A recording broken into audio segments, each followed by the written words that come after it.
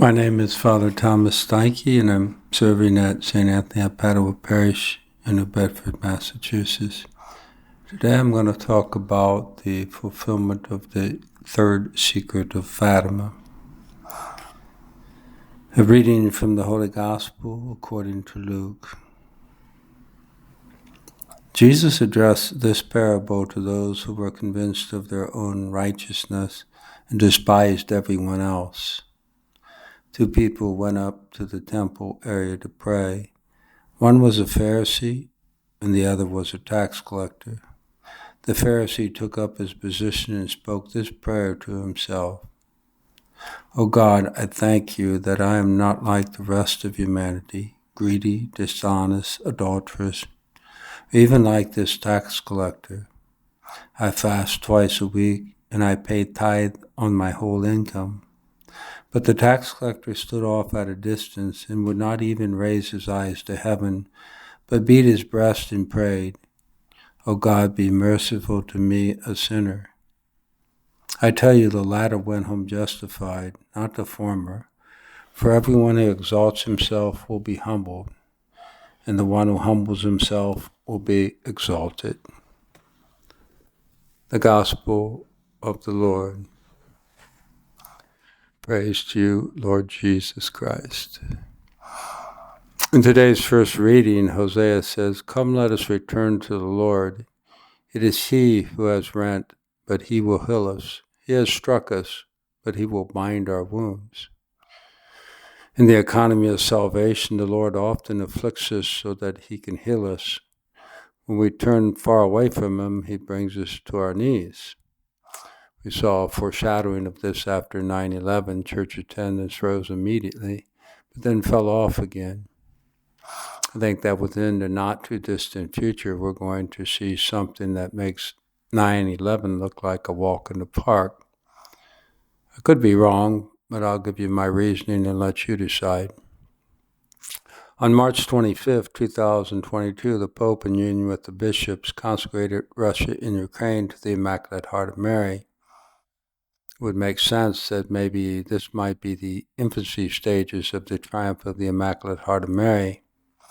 Our Lady of Fatima said that if we don't consecrate Russia to her Immaculate Heart and make reparation to her Immaculate Heart, the good will be martyred, the Holy Father will have much to suffer, various nations will be annihilated. Is the consecration going to avert the annihilations of many nations? Well, I can only give my perspective based on my training in theology and from what has been said in approved apparitions. But the short answer is no. When God's justice comes full throttle, I believe it will be swift and brutal. The whole world's mocking God now, and God will not be mocked. God's chastisements of the Israelites was a recurring theme throughout the Old Testament.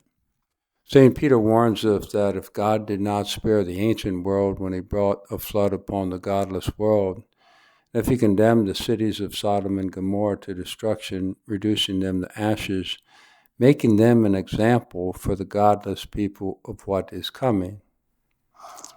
Jude says that Sodom and Gomorrah, which indulged in sexual promiscuity and practiced unnatural vice, served an example by undergoing a punishment of eternal fire. So these passages are warning us of the just punishment of God that follows the nature of sin. Our Lady of Fatima told Blessed Jacinta, or Saint Jacinta, "Wars are punishments for sin of the world, for the sins in the world."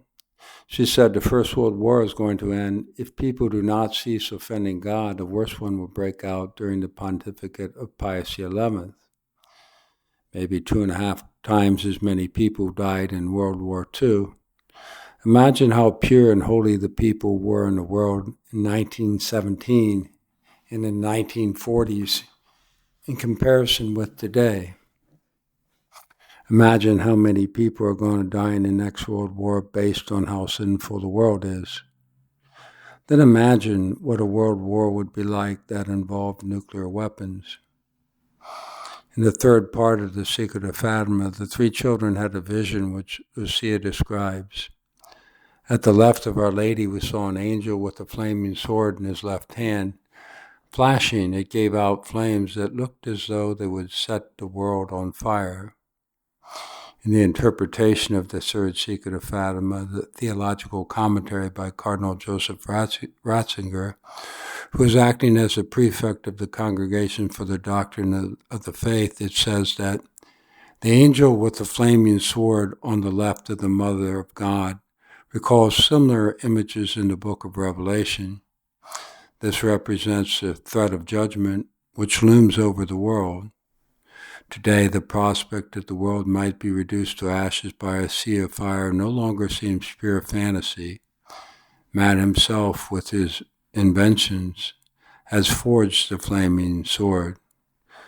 When he became Pope Benedict XVI, he commented that humanity today is unfortunately experiencing great division and sharp conflicts, which cast dark shadows on its future.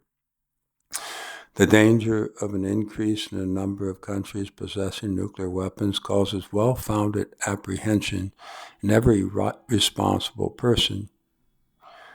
The third secret continues. Beneath the two arms of the cross, there were two angels, each with a crystal aspersordium in his hand, in which they gathered up the blood of the martyrs, and with it sprinkled the souls that were making their way to God. Sounds like the triumph of the Immaculate Heart through redemptive suffering to me. I think we have to be realistic. John Paul II was asked explicitly to speak about the third secret. He said, quotes, "We must be prepared to undergo great trials in the not-too-distant future, trials that require us to be ready to give up even our lives. Through your prayers and mine, it is possible to alleviate this tribulation, but it is no longer possible to avert it, because it is only in this way that the Church can be effectively renewed. How many times, indeed, has the renewal of the Church been effected in blood? This time again, it will not be otherwise." I believe him.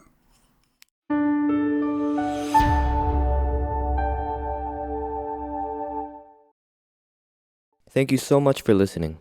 If you enjoyed hearing the gospel and homily, I invite you to share it with someone you know who may also find it rewarding, and also to subscribe to the Catholic Voice channel. Please see in the description below if you would like to receive a text message for each daily gospel and homily. Please also keep our missionary priests throughout the world in your prayers. Thank you, and God bless.